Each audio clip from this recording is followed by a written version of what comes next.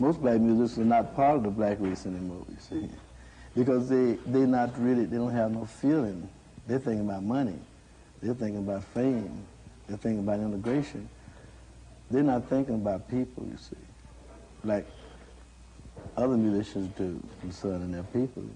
You have to play for your people, you see. You have to develop your ethnic structures. And every nation has people in there who can look out for that race to develop the ethnic structures. Without that, any nation can forget it. Don't care how righteous they are, what they are. If they don't have the music, if they don't have a philosopher, if they don't have things on a higher plane, they're not going to make it. Sony'r Ra, writer, poet, and musical pioneer, has been in the music industry some 50 years and has been called a prophet by many. Born in Birmingham, Alabama, he has been greatly influenced by the late jazz artist Fletcher Henderson. Sony'r Ra's philosophy of music has been identified as being ahead of his time, and the city of Detroit recently paid homage to him by presenting him with the key to the city. After a recent performance at the Detroit Jazz Center, Detroit Black Journal had an opportunity to interview the esteemed Sony'r Ra.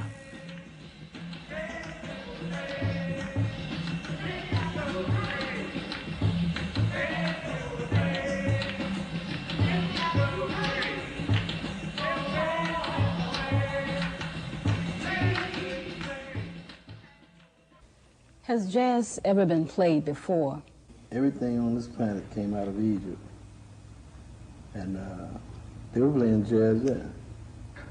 It has always been played because it's, whatever the country is based in, it always comes to be the rules of the world. Wherever the music is, the creativity you see. True jazz is creativity. And it's from people who are especially gifted by the Creator. And although a lot of musicians can play the notes, they can't really play jazz. They're saying jazz, but they're not playing it.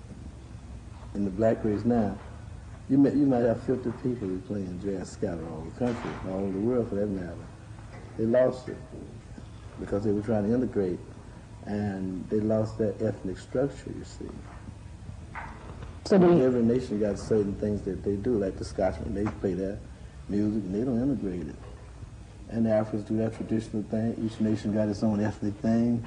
They don't integrate it. And the Chinese got their thing, their Chinese opera. They don't integrate it. The Japanese got their samurai and all these different things they do, and they don't integrate it. So then when black people lost their country and their government, they felt maybe if they integrated, they could be accepted by society. But it hasn't happened, and it won't happen, because everyone has to have their own government and their own ethnic cultural structures. And until black people get that, they'll just be like, well, float champ on the ocean of life. They have to have a cultural structure for people to recognize, you know, because they recognize you by your cultural structure. Like sometimes America angry with Russia, Russia send its ballet over and it's send the culture over and show them, well, we're doing something. We believe in beauty. And the Chinese, they send over their Chinese opera. And the Japanese got a lot of films over here. They send their cultural thing. And a nation is, they're compelled to recognize that these people are valid and have principle and structure. Are you saying that black musicians, especially here in the Western world, are fragmented? Are you saying that we have lost our culture, so to speak? Is it in the music? Does it begin with the music in terms of developing our culture? Most black musicians are not part of the black race anymore, you see, because they don't have no feeling. They're thinking about money. They're thinking about fame. They're thinking about integration. They're not thinking about people, you see, like other musicians do concerning their people. You know. You have to play for your people, you see. You have to develop your ethnic structures. And every nation has people in there who can look out for that race to develop the ethnic structures. Without that, any nation can forget it. Don't care how righteous they are, what they are. If they don't have the music, if they don't have a philosopher, if they don't have things on a higher plane, they're not going to make it. There was a book called From Man to Superman by J. Rogers, I think, and the man was discussing, he was telling this white man about why didn't they recognize black people, because he quoted all, he mentioned all the different men who invented things and did all kind of things and showed that they were mentally capable. But the man told him, the black race hasn't developed a philosopher yet. And you have to develop a philosopher for it before we recognize you. No. I doubt whether black people read that book. Because philosophers determine the fate of nations. You take over here. This country is based on Aristotle and Plato and Socrates, and they were born somewhere else, but they still teach it in schools. And you take democracy itself. It's based on what the Romans said. I think his name was Marcus Aurelius or something like that. But he was talking about all men being brothers and all that. So it's not anything new. It was something that somebody thought of that they would like to make true. However, God didn't make nobody equal, and it can't be done. So, everyone is different, you see? Just like if you go to a tree and you try to find two leaves exactly alike, you won't make it. If you try to find two blades of grass exactly alike, you won't find it. So then it's really against the laws of nature to speak about equality. It's something man thinks should be because of conditions to try to uplift other men. But these people got karma on them, and they got God against them. So if you try to, it says that, well, he who is a friend of man is an enemy of God, you know. So a lot of people have died trying to help man because they proved to be enemies of God, and he killed them. It's quite simple, you see. But they got this Bible, and they like to think that God is love, and that's blinding them. They have to read what it says. It's got all the facts in there. Now, I understand that you traveled to Egypt several years ago, and I'm just wondering, what did you find? What was that experience really all about? How did it influence your music? Well, in Chicago, some people saw my name was Ra. They said that, the white people said, well, we're not going to recognize until Egypt recognizes it. If they do, then we recognize that name. So when I went to Egypt, I had my passport stamped as Ra, and they also told me I was at home and stay there and don't come back to America. They also told my band, you're at home now, and your ancestors built the pyramids and the Sphinx. We stay here. You belong here. That was some people in the Egyptian government talking. Now, when I went to Mexico, I went to the Egyptian embassy, Mexico City, and they said the same thing. When I told them over half the black people in America are ancient Egyptians, they said, that's correct. That's the case where I approached government officials, and they knew it. Everybody knows it but black people over here. Why is that, do you think? Is it because we haven't searched it out? Is it because we've been held back from certain types of information? Is it because the information is distorted? What do you think about that? Well, they're too busy trying to integrate with white people, and white people are different order beings, you see. They're entirely different order beings. God made them like that. And they're in a particularly ignorant state because they don't know too much about things. That's when they search and dig and trying to find out because they know they don't know. But what they were based upon, they thought it was the truth. But you take like England and France, they went over in Egypt digging and digging, and they found out something else. Something that wasn't what they said is true. Egypt got all the answers, you see, on the hieroglyphics. All the answers are in Egypt. That's when you see a lot of American diplomats going to Egypt. President go there. Everybody who's been anybody goes to Egypt in different governments. Because when you go there, you feel something else. It's there, the ancient and the modern. And you feel it. Because if God ever touched down anywhere on this planet, it was in Egypt. Definitely. You go to Egypt, you can feel eternal things. And they were the only people talking about immortality. Of course, Christianity talks about it too. But they got it from Egypt. So when you talk about, are you saying there's a certain natural law to the universe? Is that some of the principles that you've discovered or that you sensitized to? Well, the natural things are taboo as far as space people are concerned. They say everything down here natural is taboo and to be avoided. And everything supernatural here is to be avoided. Well, that means people have to be completely taught on this planet another way because they're right, but right won't help them now. You see, you got a big omniverse, and each planet got its own laws. The people here make their laws, and they think that's the law of the cosmos, but it's not. If you got a law that concerns all type of beings, yes. But you just got laws concerning man and woman. Humane society concerns dogs and animals, they protection. But do you have any protection for angels or other beings that would touch this planet? You see, no one is going to visit here if people are going to resist them, because they don't want to hurt anybody. I heard a story about some psychics were saying that ships were going to land out west somewhere, and the Commerce Department was there to arrest them if they did land. Because they said they didn't have no, well, the Commerce Department said they didn't have no license to land on planet Earth. So then, if you don't get any visitors, you can see why. That's when they'd be flying over until you say, well, okay, we need help. It's all right to land. They couldn't be no more dangerous than human beings are to each other. If they're afraid, they shouldn't be. What is the angel race? You, in your a lot of your concerts, you constantly talk about in your lyrics the angel race, and you said you're from Saturn. Does that have something to do with what you just talked about? Could you kind of explain that? In Nigeria, once I saw a newsreel. At least I was in America, but they were showing different facets of different countries.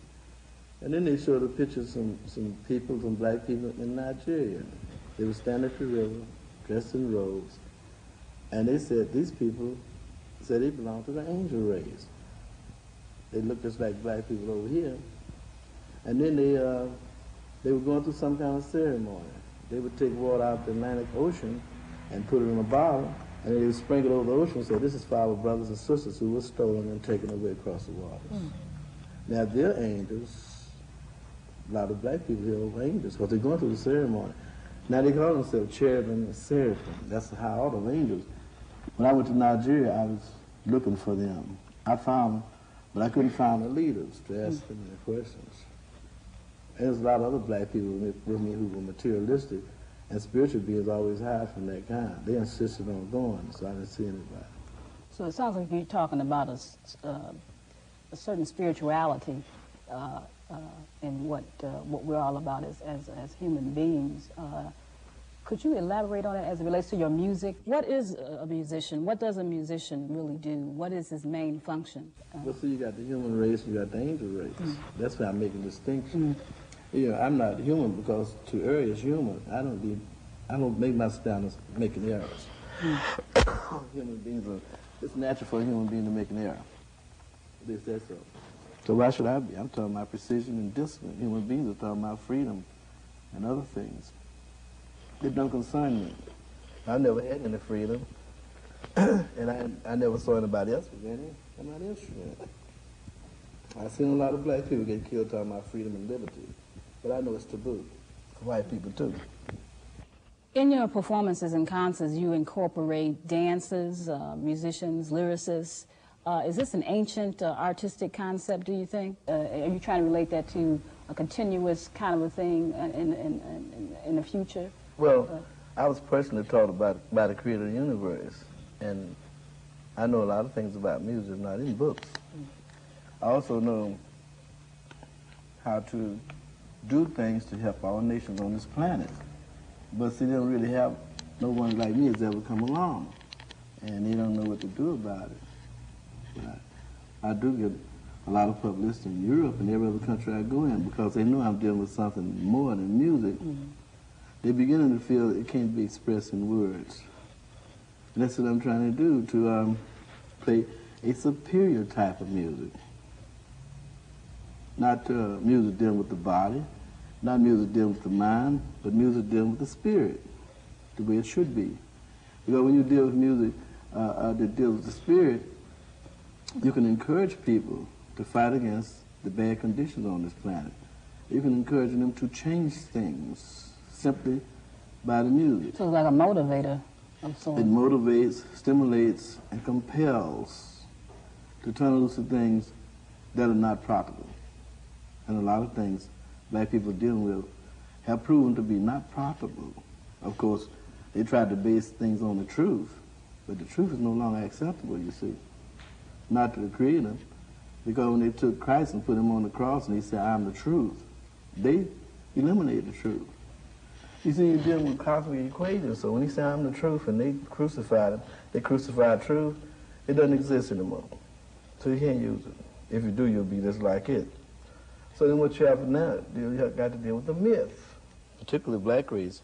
They got to stop everything and realize whatever they're doing is not profitable. Don't care if it's righteous, don't care if it's truth. It's not doing anything. So then they have to deal with something else. Deal with the myth. And you can take a myth and build a lot of things on it. The white race used the myth of white supremacy. They got a lot to show for it, you know. Of course, a lie. But it makes no difference, you know. You can take a lie, and they got a lot to show for it. All the technology and all these things, that was based on a lie. However, black people got a lot of things that are true. They have nothing to show. Say for instance, I'm from the Creator of the universe, and I tell black people, now show me what you developed. What do you own? What did you create that's yours? They don't have anything, because if they created something, the white race took it. So they don't own anything, you know? They got to face facts and see that the facts are bad. They got to face the truth and reject it. Of course, they've been taught something else. They got to not deal with justice, truth, none of that. It's not going to help. When they're up under the jurisdiction of God, really, and when you get over there, you don't have freedom. Never will have none. Angels don't have any. So if they're looking for to be free, they're going to have to see God himself, and I wouldn't recommend it. The best thing they can do now is to deal with the word discipline for the sake of their children. A lot of black children walking around here with no future. And you can't, like I talk to a lot of people in schools, and they say you can't teach them anything. Why can't you? Because they're not teaching them right. That's why they have to be taught differently from a white child. It's simple. Black children have to be taught with Egyptian standards, ancient Egyptian standards. You got to have hieroglyphics, you got to have a little mystery in it. You got to have statues, and then they can look at the statue, like the white race got this justice blindfold. They can tell their children what it means if they ask.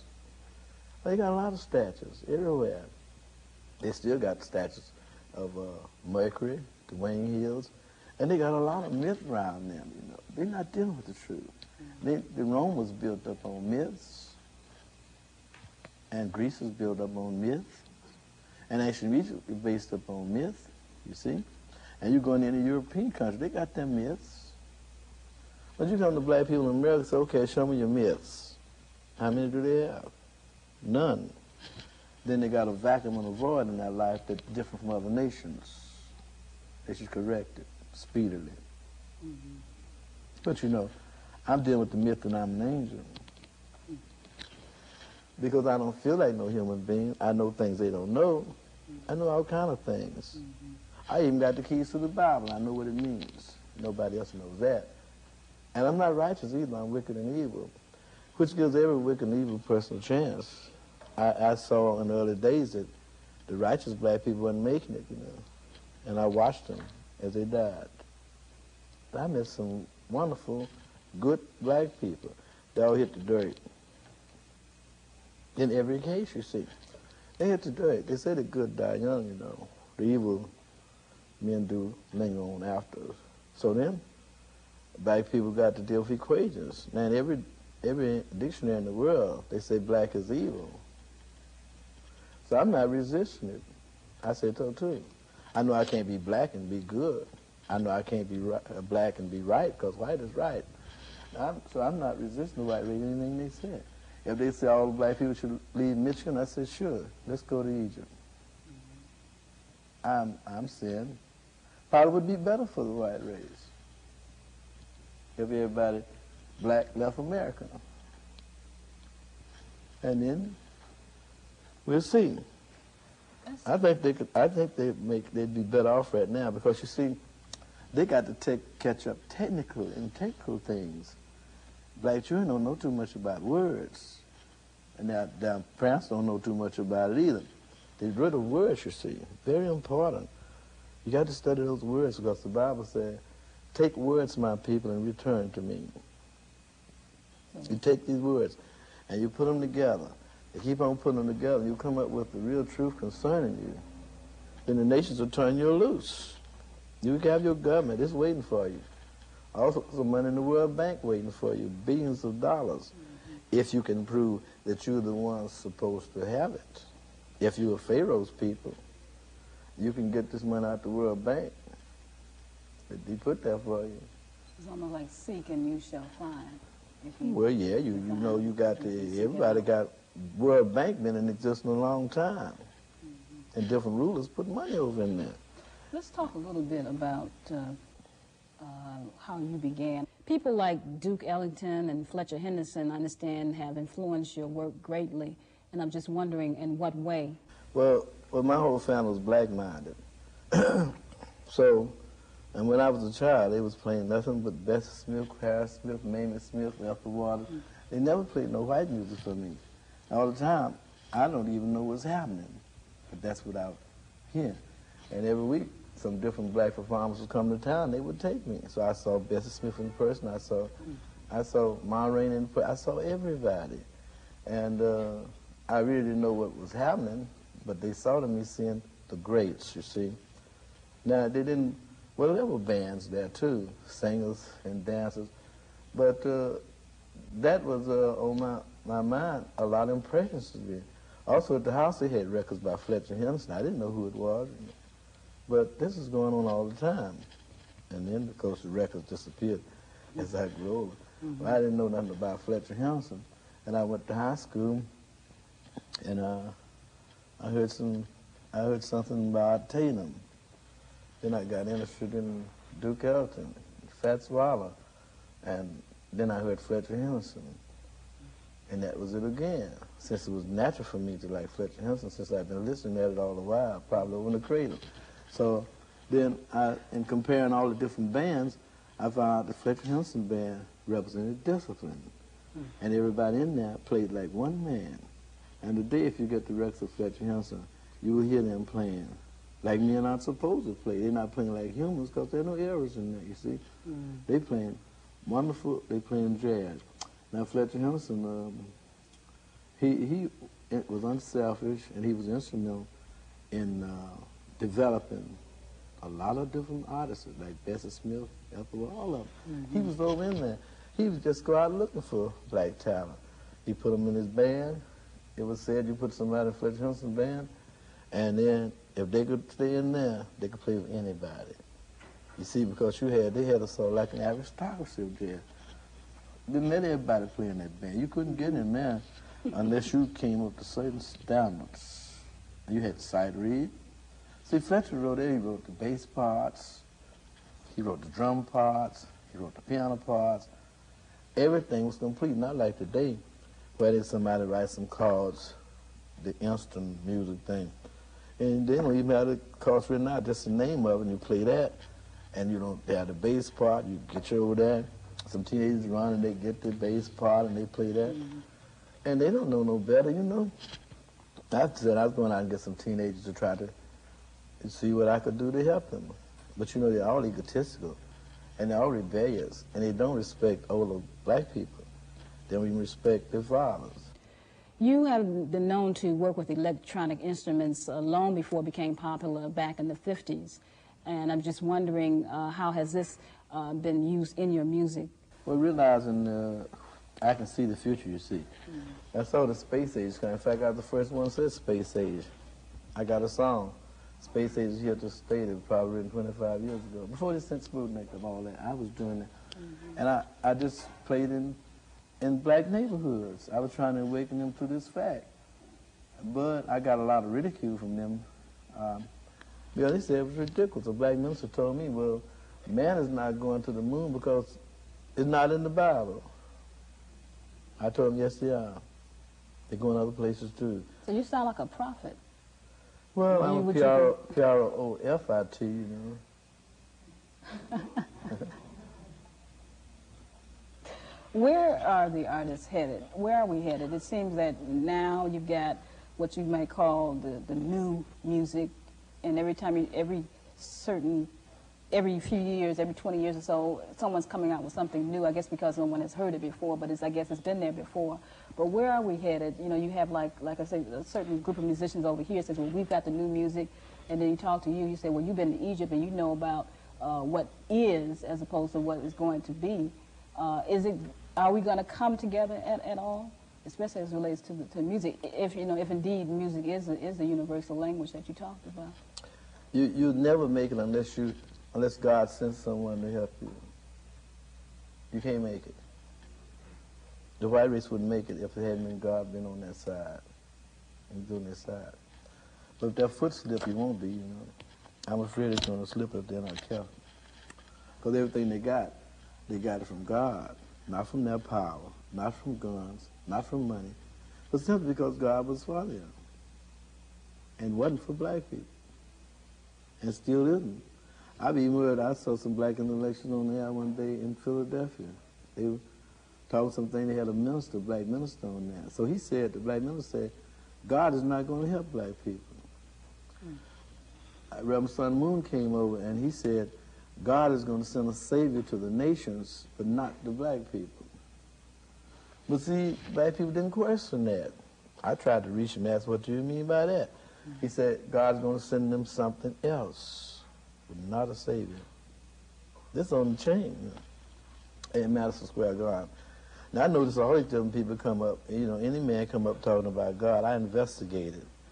Because it's subject to talk through any nation, you know, even a little child, so you have to watch it, you know. Are musicians free? Well, freedom means dead. Yeah, I would say they are, but I don't deal with freedom. They said I'm dealing with discipline. You know, sometimes I stay up all night writing one song. I'm trying to recreate Fletcher Henson's music. I have to listen carefully and get every note correct. I have to really sometimes contact their spirits and write the music the way it's supposed to, because a lot of times it sounds right to me, but my spirit don't feel right. And I go and say, "There's something wrong. It sounds right." And I finally found one note that they played that I couldn't hear. And that's where my band is sounding more and more like Fletcher Henson, because they dealt with dynamics. And sometimes when they make a low note, you couldn't barely hear it. But it was there. And if you didn't put that note in there, the song, it's just like if you're talking, you leave a word out. You can't leave the note out.